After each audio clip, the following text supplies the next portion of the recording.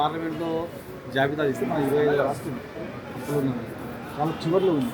ఎందుకు ఏ అప్పు చెప్పు? ధనిక రాష్ట్రం కదా, వాళ్ళే అన్నారు కదా చాలా పెద్ద ధనిక రాష్ట్రం ఇది, మాకు తెలిసి ఎట్లా పరిపాలన చేయాలో మాకంతా తెలుసు. మీరు అడిగితే ఇప్పుడు ఎక్కడ కుటుంబ మాట మాట్లాడితే ఇంకా అవన్నీ ఇవ్వాలా?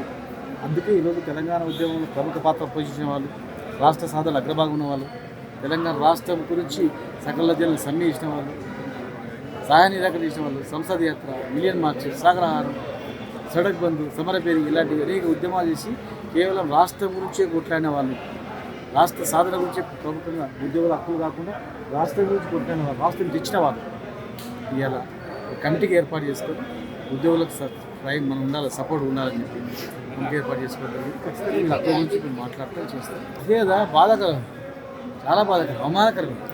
ఏ ముఖ్యమంత్రి గారితో మాట్లాడాలి, ఇంకా క్షమాపణలు చెప్పి వాళ్ళు పిలిపించుకొని ఇమ్మీడియట్గా ఇవన్నీ ఇచ్చినవన్నీ ఇచ్చిన ఆందోళన పరిష్కారం చేయాలి. పరిష్కారం కాకపోతే ఖచ్చితంగా మీ కమిటీ ఉంటుంది, కమిటీ కార్యాచరణ ఉంటుంది. ఎన్ని చెప్తారు? మీరే చెప్పారు కదా, మీరే చెప్తారు మాకు అంతా తెలుసు, ధనిక రాష్ట్రం మస్తు డబ్బులు ఉన్నాయి, అప్పు తీసుకొస్తాం చేస్తామని చెప్పి.